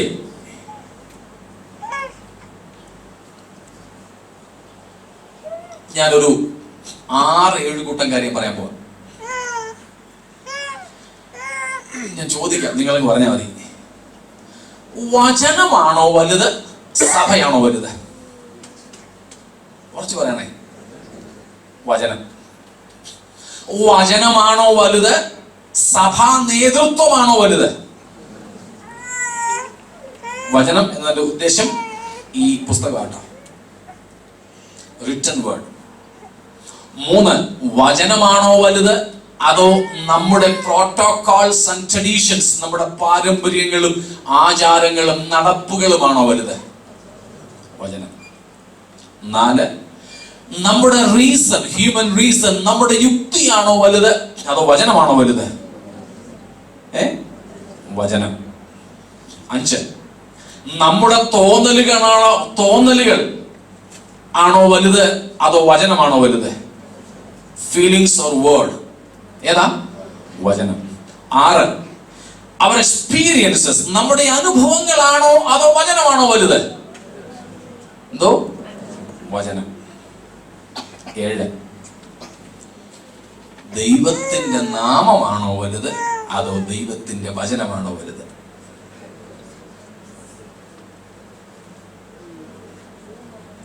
ആരിടത്തും നിങ്ങൾ വചനം പറഞ്ഞു. 7-ാമത്തതിനോട് ഉത്തരം തരണം.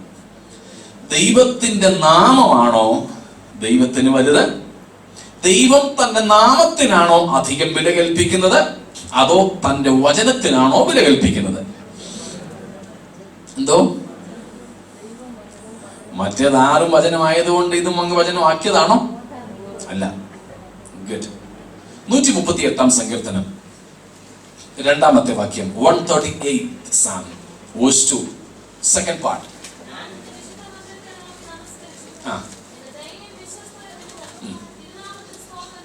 എന്നിട്ട് നിന്റെ നാമത്തിന് മീതെയൊക്കെയും നീ നിന്റെ വാഗ്ദാനം മഹിമപ്പെടുത്തിയിരിക്കുന്നു. You have honored your word above all your names. വാഗ്ദാനം എന്നവിടെ പരിഭാഷപ്പെടുത്തിയിരിക്കുന്നത് എന്തിനെയാണ്? വചനത്തെയാണ്. ദൈവത്തിന്റെ മുമ്പിൽ ദൈവത്തിന്റെ നാമവും വചനവും കൂടെ വെച്ചാൽ ദൈവം കൂടുതൽ മാർക്ക് കൊടുക്കുന്നത് വചനത്തിനായിരിക്കും. ഞാൻ മറ്റൊരു രീതിയിൽ അതിനെ പറയാം. God will never ever honor his name at the cost of his word, but the Lord may honor his word even at the cost of his name. കാര്യം മനസ്സിലായോ?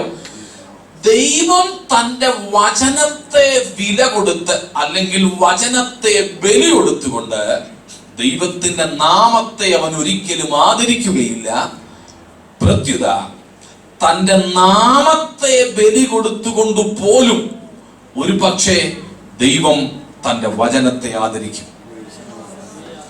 നമ്മൾ ചിലപ്പോഴൊക്കെ ദൈവത്തോട് പറയാറില്ലേ, കർത്താവേ ഞങ്ങൾ പോരാ, ഞങ്ങൾ യോഗ്യരല്ല, എന്നാലും നിന്റെ നാമത്തിന് വേണ്ടി ഇങ്ങനെ ചെയ്യണേ. ഞങ്ങൾ ഹിന്ദിയിൽ പറയുകയാണെങ്കിൽ खुदा के नाम की लालच देकर खुदा से विनती करते हैं, नाम की लालच देकर, लेकिन खुदा वो फंदे में फंसते नहीं. ദൈവത്തിന് ദൈവ നാമ മഹത്വം എന്നൊരു വല വിരിച്ചിട്ട് നമ്മൾ അർഹമല്ലാത്തത് തമ്പുരാനെ കൊണ്ട് ചെയ്യിക്കാൻ ശ്രമിക്കാറുണ്ട്. പക്ഷെ കർത്താവ് ആ വലയിൽ വീഴാറില്ല. ശരിയല്ലേ? ദൈവത്തിന് ഏതാണ് വലുത്? ദൈവത്തിന് വചനമാ വലുത്. എഴുതപ്പെട്ട വചനത്തിന് പുറത്തുപോയി ദൈവം ഒന്നും ചെയ്യത്തില്ല. ഈ എഴുതപ്പെട്ട വചനത്തിന് പുറത്തുള്ളതൊന്നും ദൈവത്തിന്റെ ആത്മാവ് പഠിപ്പിക്കത്തില്ല. ഈ വചനത്തിന് പുറത്തുള്ളതൊന്നും ദൈവത്തിന്റെ ആത്മാവ് വെളിപ്പെടുത്തത്തില്ല. അങ്ങനെയെങ്ങാനും വചനത്തിന് പുറത്തുള്ളത്, വചനത്തിൽ ഇല്ലാത്തത്, ഇതിനകത്ത് എഴുതിയിട്ടില്ലാത്തത് ചെയ്യും. പക്ഷെ ഇതിനകത്തെ വ്യവസ്ഥയ്ക്ക് പുറത്തുള്ളതൊന്നും ദൈവത്തിന്റെ ആത്മാവ് വെളിപ്പെടുത്തുകയില്ല. അങ്ങനെയെങ്ങാനും വല്ല ആത്മാവും വെളിപ്പെടുത്തി എന്നുണ്ടെങ്കിൽ ഉറപ്പായിട്ട് നമുക്ക് മനസ്സിലാക്കാം അത് ഏതാത്മാവല്ല, ദൈവത്തിന്റെ പരിശുദ്ധാത്മാവല്ല. ആത്മാവ് പലതും വരും, ആത്മാവ് പലതും വരും. അതുകൊണ്ടാ അപ്പോസ്തലൻ പറഞ്ഞത് ആത്മാക്കൾ ദൈവത്തിൽ നിന്ന് ഉള്ളവയോ എന്ന് നിങ്ങൾ എന്ത് ചെയ്യണം? ശോധന ചെയ്യണം. സ്തോത്രം, ശോധന ചെയ്യണം. അതുകൊണ്ട് ദൈവത്തിന്റെ വചനം ദൈവം നമുക്ക് നൽകി തന്നിരിക്കുമ്പോൾ ദൈവം പോലും ഈ വചനബദ്ധനായി തന്നെ തീർക്കുകയാണ്. ദൈവം പോലും ഈ വചനത്തിന് പുറത്തുപോയി വചനത്തിന്റെ വ്യവസ്ഥ വിട്ടിട്ടൊന്നും ചെയ്യുന്നവനല്ല.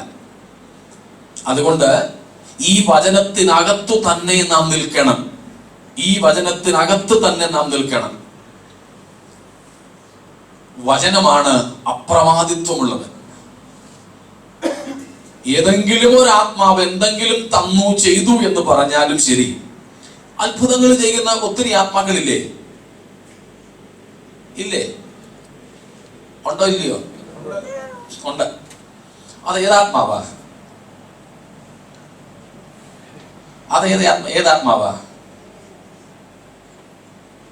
ഒന്ന് വായിച്ചു വിട്ടേരെ, എന്നിട്ട് ആ ഭാഗം നമുക്ക് അൻപിടാം. തെസ്സലോനിക്കർക്കുള്ള രണ്ടാമത്തെ ലേഖനം, second epistle to Thessalonians, second Thessalonians chapter 2 verses from 9 following. 9 മുതൽ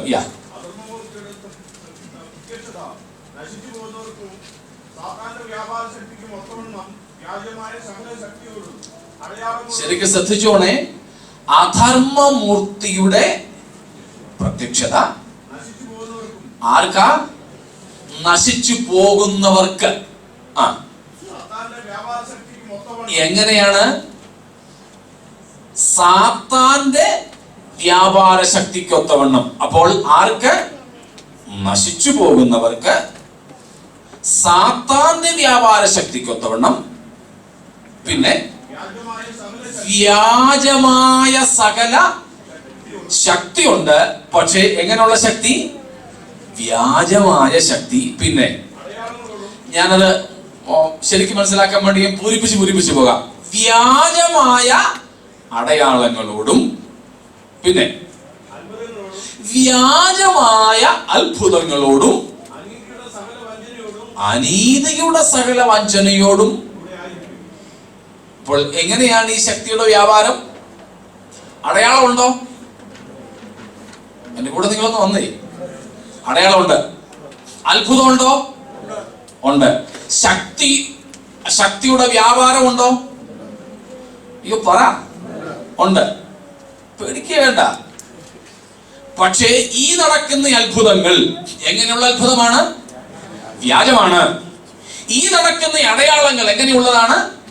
വ്യാജമാണ്. അടയാളമാണ്, അത്ഭുതമാണ്, പക്ഷെ സംഭവം വ്യാജമാണ്. ശക്തിയുണ്ടോ? ഉണ്ട്. എങ്ങനെയുള്ള ശക്തിയാ ഇത്? വ്യാജമായ ശക്തിയാണ്. ആരിൽ നിന്ന് ഇത് പുറപ്പെടുന്നു? സാത്താനിൽ നിന്ന് പുറപ്പെടുന്നു.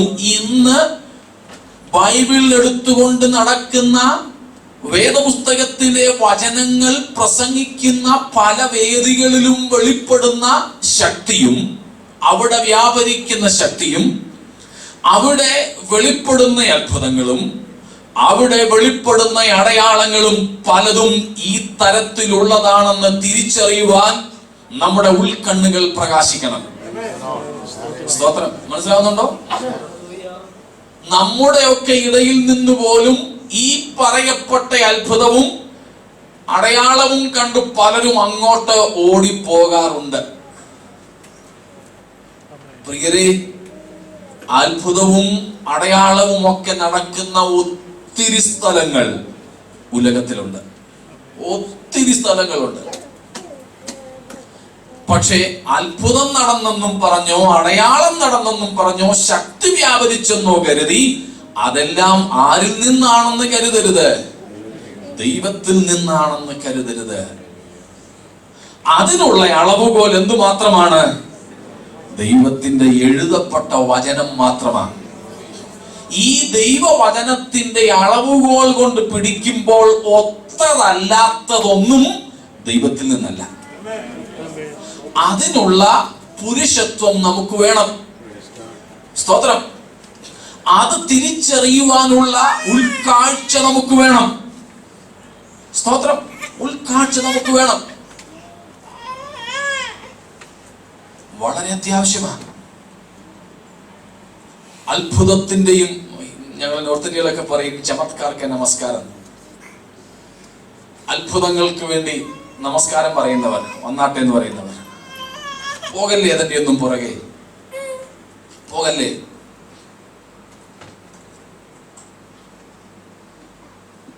ഏറ്റവും അത്യാവശ്യം ദൈവത്തിന്റെ സാന്നിധ്യമാണ്.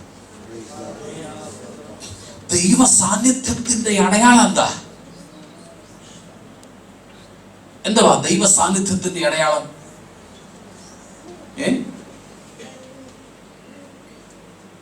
എന്തുവാ ദൈവ സാന്നിധ്യത്തിന്റെ അടയാളം? അത്ഭുതമാണോ? അടയാളം വല്ലതാണോ? വൈബ്രേഷൻ ആണോ? ശക്തിയുടെ ഒരു വലിയ വ്യാപാരമാണോ? പിന്നെന്താ? ദൈവ സാന്നിധ്യത്തിന്റെ അതിപ്രധാനമായ അടയാളം പഴയ പുതിയ നിയമങ്ങൾ പരിശോധിച്ചാൽ നമുക്ക് കാണാൻ കഴിയുന്നത് an uncompromising demand for personal holiness, personal sanctification. വ്യക്തിപരമായ ജീവിതത്തിലെ വിശുദ്ധീകരണത്തിന് വേണ്ടിയുള്ള അനുരഞ്ജനമില്ലാത്ത ആഹ്വാനമാണ് ദൈവ സാന്നിധ്യത്തിന്റെ അടയാളം. പഴയ നിയമത്തിൽ മോശ കത്തുന്ന മുൾപ്പടർപ്പ് കണ്ടുകൊണ്ട് അങ്ങോട്ട് ചെന്നു. അപ്പോൾ ഒരു ശബ്ദം, മോശെ മോശെ വിളിച്ചു, എന്തോ വിളി കേട്ടു. എന്നിട്ട് ആ ശബ്ദം ആദ്യം മോശയോട് ആഹ്വാനം ചെയ്തത് എന്തുവാ? പറഞ്ഞാട്ടെ, നീ നിൽക്കുന്ന ഭൂമി വിശുദ്ധമാണ്, അതുകൊണ്ട് എന്ത് ചെയ്യുക? നിന്റെ കാലിൽ നിന്ന് ചെരുപ്പ് അഴിച്ചു കളയുക.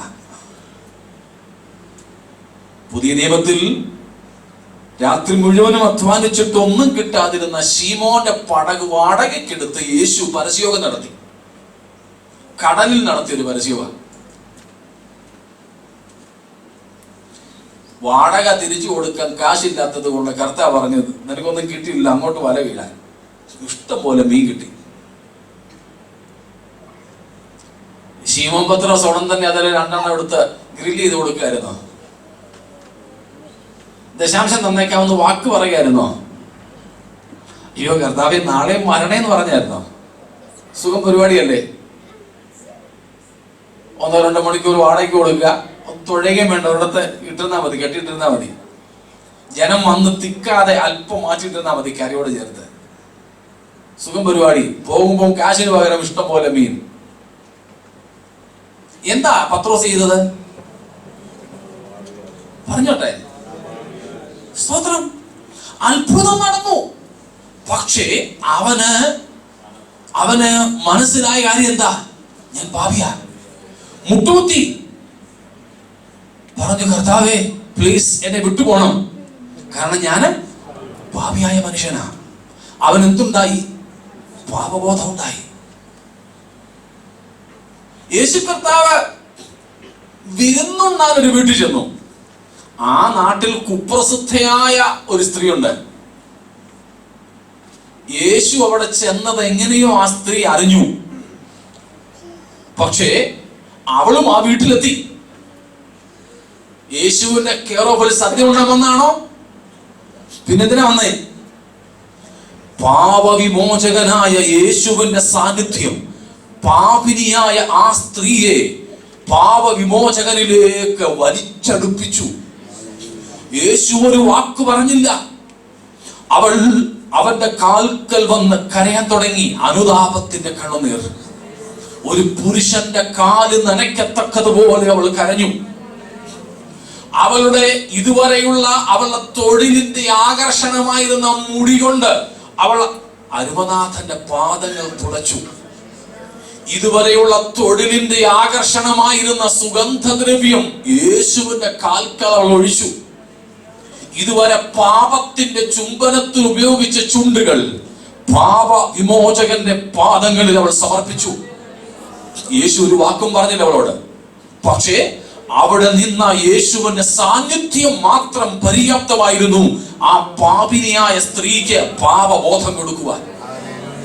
ഇന്നും പ്രിയരെ, നമ്മുടെ ഇടയിൽ പരിശുദ്ധാത്മാവിന്റെ സാന്നിധ്യം, ദൈവത്തിന്റെ സാന്നിധ്യം, ദൈവത്തിൽ നിന്നും വ്യാപരിക്കുന്ന ശക്തിയുടെ വ്യാപാരം, ദൈവത്തിൽ നിന്നും പുറപ്പെടുന്ന ശരിയായ അത്ഭുതത്തിന്റെയും അടയാളത്തിന്റെയും അകമ്പടി ഉണ്ടായാൽ വേറെ ഒന്നുമല്ല സംഭവിക്കുന്നത്.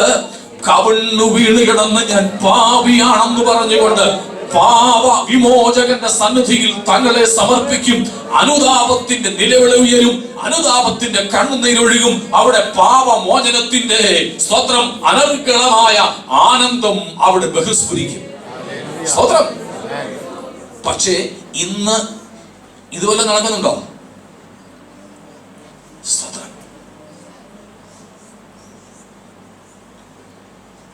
നന്നായി മനസ്സിലാക്കുക, എല്ലാം ഒന്നും ദൈവത്തിൽ നിന്നല്ല.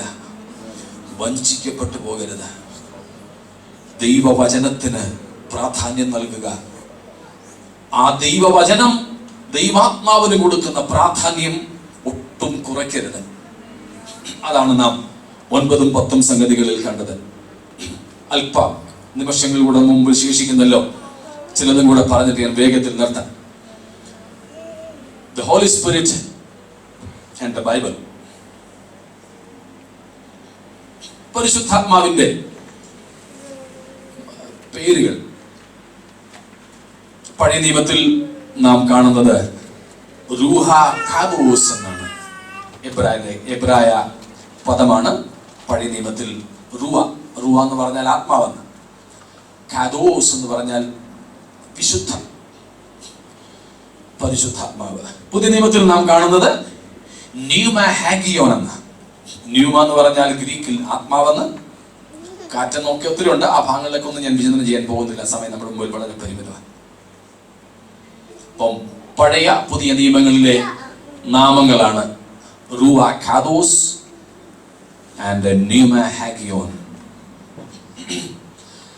ബൈബിളിൽ മൊത്തമായിട്ട് ഏതാണ്ട് 93 പ്രാവശ്യം പരിശുദ്ധാത്മാവിനെ കുറിച്ച് രേഖപ്പെടുത്തിയിട്ടുണ്ട്. 93 times. അതിൽ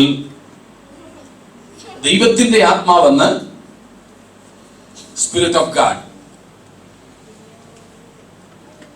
ദൈവത്തിന്റെ ആത്മാവെന്ന് 24 പ്രാവശ്യമുണ്ട്.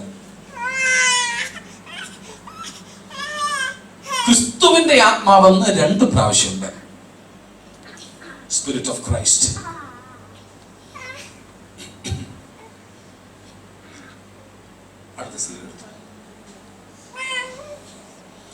യേശുവിന്റെ ആത്മാവെന്നും 2 പ്രാവശ്യമുണ്ട്. Spirit of Jesus. യേശു ക്രിസ്തുവിന്റെ ആത്മാവെന്ന് 1 പ്രാവശ്യമുണ്ട്. Spirit of Jesus Christ. യഹോവയുടെ ആത്മാവെന്ന് 10 പ്രാവശ്യം. Spirit of the Lord. പുതിയ നിയമത്തിൽ മാത്രം 261 ഭാഗങ്ങളിൽ, 261 passages, 261 ഭാഗങ്ങളിൽ പരിശുദ്ധാത്മാവിനെ കുറിച്ച് പറയുന്നു. പുതിയ നിയമത്തിൽ മൊത്തം എത്ര അധ്യായമുണ്ട്? Total chapters? മിക്കവാറും ചാപ്റ്റേഴ്സ് ചോദിച്ചാൽ പുസ്തകത്തിനാണോ പറയാറുള്ളത്? How many? 66 books in total, but in New Testament chapters.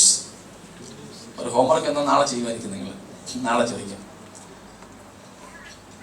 ഇതിനോട് വളരെ അടുത്ത് നിൽക്കുന്ന സംഗതിയാണ്, പക്ഷെ ഞാൻ പറയുന്നില്ലെന്ന്.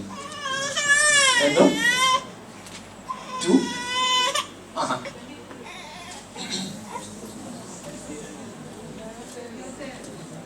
2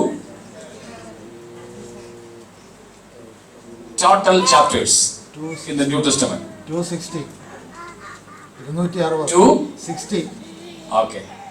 ശരിയായിട്ടുള്ള പറഞ്ഞതുകൊണ്ട് അങ്ങ് സമ്മതിച്ചേക്കാം. അപ്പം ആ ആള് പറഞ്ഞത് കൊണ്ട് ബാക്കിയുള്ള രക്ഷപ്പെട്ടു. 260. 260 അധ്യായങ്ങളിലായിട്ട് പുതിയ നിയമത്തിൽ മാത്രം പരിശുദ്ധാത്മാവിനെ കുറിച്ച് 261 പ്രാവശ്യം പറഞ്ഞിട്ടുണ്ട്.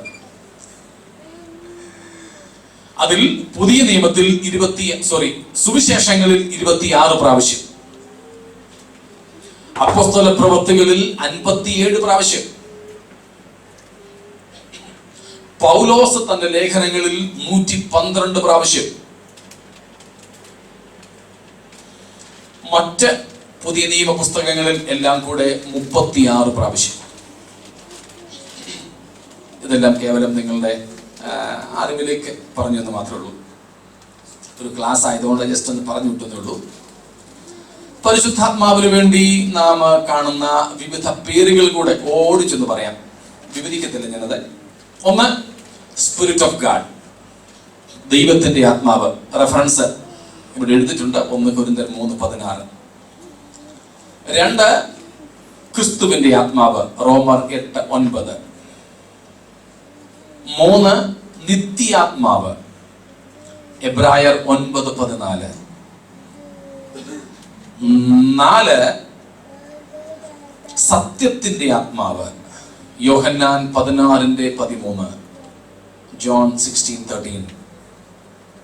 5, കൃപയുടെ ആത്മാവ്, എബ്രായർ 10:29. 6, മഹത്വത്തിന്റെ ആത്മാവ്, 1 പത്രോസ് 4:14.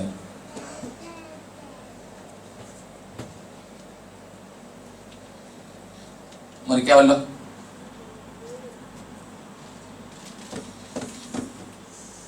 ഒന്നുകൂടെ പറയണോ? ദൈവാത്മാവ്, ക്രിസ്തുവിന്റെ ആത്മാവ്, നിത്യാത്മാവ്, സത്യത്തിന്റെ ആത്മാവ്, കൃപയുടെ ആത്മാവ്, മഹത്വത്തിന്റെ ആത്മാവ്. റെഫറൻസുകൾ ഇവിടെ കാണുന്നത് കൊണ്ട് ഞാൻ ആവർത്തിക്കുന്നില്ല. 7, ജീവന്റെ ആത്മാവ്, 8:2 റോമർ. ജ്ഞാനത്തിന്റെയും വെളിപ്പാടിന്റെയും ആത്മാവ്, ജ്ഞാനത്തിന്റെയും വെളിപ്പാടിന്റെയും ആത്മാവ്, എഫേസ്യർ 1:17. മറ്റൊരു പേരാണ് കംഫർട്ടർ, ആശ്വാസപ്രദൻ, യോഹന്നാൻ 14:26.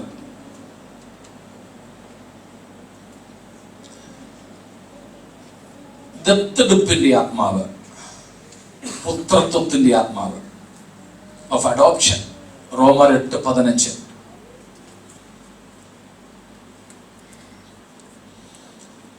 വിശുദ്ധിയുടെ ആത്മാവ്, റോമർ 1:4. പരിശുദ്ധാത്മാവ്, അപ്പോസ്തല പ്രവൃത്തികൾ 1:4.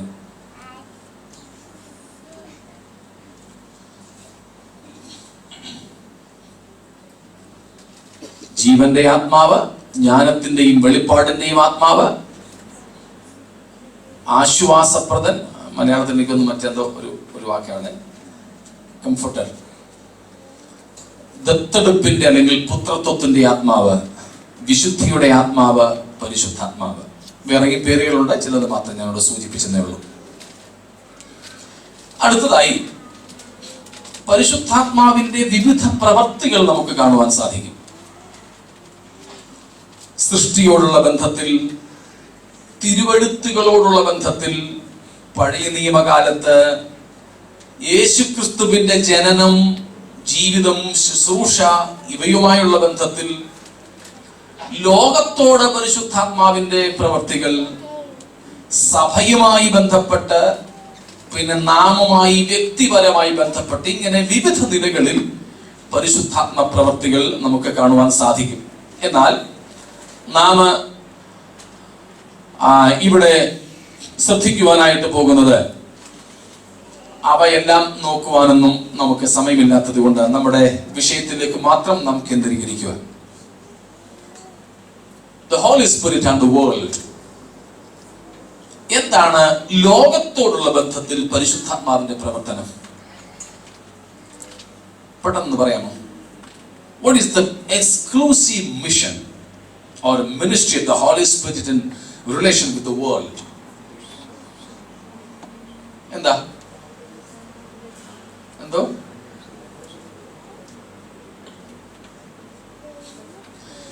യോഹന്നാൻ 16:8 വാക്യത്തിലുണ്ട്. John 16:8. പരിശുദ്ധാത്മാവ് വന്ന് അവൻ വന്ന് ലോകത്തിന് it's a convicting mission. A convicting mission. ഇതിനെ കുറിച്ചൊക്കെ പാപം, നീതി, ന്യായവിധി. അത് എന്തൊക്കെയാണെന്ന് അടുത്ത വാക്യങ്ങളിൽ പറയുന്നുണ്ട്. ആ ഭാഗങ്ങളിലേക്കും നാം പോകുന്നില്ല. അപ്പോൾ ലോകത്തിന്, ലോകം എന്നതിന് ഒത്തിരി അർത്ഥമുണ്ട്. ഇവിടുത്തെ അർത്ഥം തൽക്കാലം രക്ഷിക്കപ്പെട്ടിട്ടില്ലാത്ത മനുഷ്യ സമൂഹമെന്ന്. രക്ഷിക്കപ്പെട്ടിട്ടില്ലാത്തവർക്ക് പരിശുദ്ധാത്മാവ് ചെയ്യുന്ന പ്രവൃത്തി എന്താണ്? പാപത്തെക്കുറിച്ചും നീതിയെക്കുറിച്ചും ന്യായവിധിയെക്കുറിച്ചും ബോധം വരുത്തും. It's not actually a convincing ministry, rather a convicting ministry.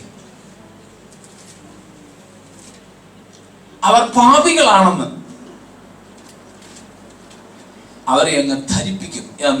അവരെ അങ്ങ് ഉറപ്പിക്കും. ആ ഒരു ശുശ്രൂഷയാണ് പരിശുദ്ധാത്മാവ് ലോകത്തിൽ ചെയ്യുന്നത്. അപ്പോൾ മാത്രമേ പാപിയായ ഒരു മനുഷ്യൻ പാപമോചനത്തിന് വേണ്ടി പാപവിമോചകന്റെ അടുക്കലേക്ക് എത്തുകയുള്ളൂ. But our concentration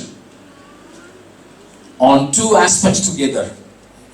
നമ്മുടെ ശ്രദ്ധ നാം കേന്ദ്രീകരിക്കുന്നത് വിശ്വാസിയോടുള്ള ബന്ധത്തിൽ വ്യക്തിപരമായും സഭയോടുള്ള ബന്ധത്തിൽ പൊതുവായും പരിശുദ്ധാത്മാവിന്റെ പ്രവർത്തനത്തെ കുറിച്ചാണ്. അതാണ് നമ്മുടെ വിഷയം, leave and grow in spirit എന്നുള്ളത്. വ്യക്തിപരമായി നമുക്ക് ഓരോരുത്തർക്കും, ഓരോ ക്രിസ്ത്യാനിക്കും, പൊതുവെ സഭയ്ക്കും പരിശുദ്ധാത്മാവിലുള്ള പ്രവർത്തനങ്ങളെ കുറിച്ചാണ് നാം നോക്കുന്നത്. അത് തുടങ്ങി നമുക്ക് പോവുകയാണ്. ഒന്ന്, living and growing in the spirit. Christian life, what is it? It's an organism.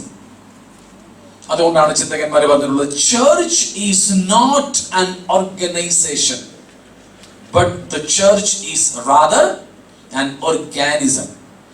Church, സഭ എന്ന് പറയുന്നത് ഒരു പ്രസ്ഥാനമല്ല, ഒരു സംഘടനയല്ല. പിന്നെന്താ അത്? പിന്നെന്താ സഭ? ക്ഷീണിച്ചോ? നിർത്തുക, നമ്മുടെ സമയം തീരാൻ പോകുന്നു. പിന്നെന്താ സഭ എന്ന് പറയുന്നത്? ഒരു ജീവത് ഘടകമാണ്.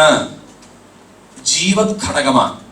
ആ ജീവത് ഘടകമായ സഭയിലെ അംഗങ്ങളായ നാമും നമ്മുടെ ജീവിതവും അതെന്താണ്? ജീവനുള്ള ഒരു പ്രതിഭാസമാണ്. A living organism. ജീവനുള്ള പ്രതിഭാസമാണ്. It has life in it. ക്രിസ്തീയ ജീവിതത്തിനകത്ത് ജീവനുണ്ട്. അതേത് ജീവനാണ്? ലൈഫ് ഇൻ സ്പിരിറ്റ്, ആത്മാവിലുള്ള ജീവനാണത്. Since it has life, it's a growing life. ജീവൻ ഉള്ളതുകൊണ്ട് എന്തുണ്ട്? ഇതിന് വളർച്ചയുണ്ട്, വളരുന്ന ജീവിതമാണ്. ഇത് വളരുന്നത് കൊണ്ട് എന്ത് സംഭവിക്കുന്നു? ഇതൊരു മെച്യൂരിറ്റിയിലേക്ക്, ഒരു തികവിലേക്ക് എത്തുന്നു. എവിടേക്കാ വളരുന്നത്? എവിടേക്കാ വളരുന്നത്? തികവിലേക്ക് വളരുന്നു. ഏതാ തികവിലേക്ക് എത്തിയാൽ നാം ആരെ പോലെയാകുന്നു? യേശുവിനെ പോലെയാകുന്നു. ക്രിസ്തീയ ജീവിതത്തെ കുറിച്ച് നാം ഓർക്കണം. ഒരു ഓട്ടോമാറ്റിക് ലൈഫ് അല്ലത് കേട്ടോ. ഇത് ഒരു ക്ലബ് സംസ്കാരം അല്ലത്. Christian life is not for a club culture, not for a social purpose. ഇന്ന് പലരും സഭയ്ക്കകത്ത് വന്നു കൂടുന്നത് സാമൂഹിക പ്രതിബദ്ധതയ്ക്ക് വേണ്ടിയാണ്. അല്ല അല്ല അതുകൊണ്ടാണ് നോക്കുന്നത്, എന്റെ സ്റ്റാറ്റസിനൊത്ത ആൾക്കാരുമല്ലോ ഈ സഭയിൽ ഉണ്ടോ? ഉണ്ടെങ്കിൽ അങ്ങോട്ട് വാ. ഒരു സഭയിൽ പോകുന്നതിന് മുമ്പ് നമ്മൾ നോക്കുമല്ലോ, നമ്മുടെ കുടുംബത്തിനും നമ്മുടെ നമ്മുടെ നമ്മുടെ ത്വക്കിന്റെ നിറത്തിനും നമ്മുടെ പോക്കറ്റിന്റെ കനത്തിനും നമ്മുടെ വിദ്യാഭ്യാസ യോഗ്യതയ്ക്കും ഒക്കെ അനുയോജ്യരായ ആൾക്കാർ എവിടെയാ മാച്ചിങ് എന്നിട്ടല്ല നമ്മൾ പോകാറുള്ളത്. എന്തായിട്ട് മാറുന്നു ഇത്?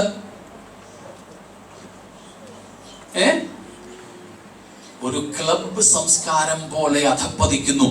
എന്നാൽ ഈ രാത്രിയിൽ ഓർക്കണം, ദൈവത്തിന്റെ സഭ യേശു ക്രിസ്തു എന്ന തലയിലേക്ക് വളർന്ന് വളർന്ന് വളർന്ന് എത്തുന്ന ഒരു ജീവത് ഘടകമാണ്. ആ ജീവത് ഘടകത്തിലെ അവയവങ്ങളാണ് ഞാനും നിങ്ങളും. മനസ്സിലാവുന്നുണ്ടോ? ആ ബോധം നമ്മെ ഭരിക്കുന്നുണ്ടോ? അങ്ങനെയാണെങ്കിൽ നമുക്ക് ദൈവത്തിന്റെ ആത്മാവിൽ ജീവിക്കുകയും ദൈവത്തിന്റെ ആത്മാവിൽ, എന്നെ കൂടെ നിങ്ങൾ വരണേ, ദൈവത്തിന്റെ ആത്മാവിൽ വളരുകയും വേണം. സ്തോത്രം. ഇതൊരു ജീവിതവും ഒരു ജീവനും വളർച്ചയുമാണെങ്കിൽ എന്തൊക്കെ അനിവാര്യമായിട്ടുണ്ട് അത് നിങ്ങളുടെ ചിന്തയ്ക്ക് വിടുക. കർത്താവ് വന്നില്ലെങ്കിൽ നാളെ നമുക്ക് അനുഭവിച്ച് ചിന്തിക്കാം. സ്തോത്രം. ഇന്ന് കേട്ട കാര്യങ്ങളിൽ ആദ്യ ഭാഗങ്ങളിൽ നിങ്ങൾക്ക് ഒത്തിരി സംശയം കാണുമെന്ന് എനിക്കറിയാം. എഴുതി അവിടെ പേപ്പർ വെച്ചിട്ടുണ്ടെന്ന് തോന്നുന്നു അല്ലേ? പേപ്പറുമുണ്ട്, പെട്ടിയുണ്ട്. എഴുതി നിങ്ങൾക്ക് അവിടെ ഇടാം. വളരെ ചുരുങ്ങിയ മിനിറ്റുകൾ നാളെ പ്രാരംഭ ഭാഗം നമുക്ക് സംശയ നിവാരണത്തിനായിട്ട് മാറ്റിവെക്കാം. ഒപ്പം പ്രാർത്ഥനയോടുകൂടെ വരിക. അല്പവും കൂടെ കഴിയുമെങ്കിൽ, എനിക്കറിയാം നിങ്ങളുടെ ഡ്യൂട്ടിയുടെയും ഒക്കെ വിഷയങ്ങൾ കഴിയുമെങ്കിൽ അല്പവും കൂടെ നേരത്തെ വന്നാൽ നമുക്കൊരല്പനേരം കൂടെ വചനം ധ്യാനിക്കുവാനായിട്ട് കിട്ടും. കർത്താവ് നമ്മെ സഹായിക്കട്ടെ. നാം യേശുക്രിസ്തുവിന്റെ ശരീരമായി ക്രിസ്തു എന്ന തലയിലേക്ക്, തികവിലേക്ക് വളർന്നെടുക്കുന്ന ജീവൽ ഘടകത്തിലെ അംഗങ്ങളാണെന്നുള്ള ബോധ്യത്തോടെ നമുക്ക് ആത്മാവിൽ ചരിക്കാം, ആത്മാവിൽ വളരാം, ആ തികവ് പ്രാപിക്കാം. ഈ വചനങ്ങളാൽ ദൈവം നമ്മെ അനുഗ്രഹിക്കുമാറാകട്ടെ.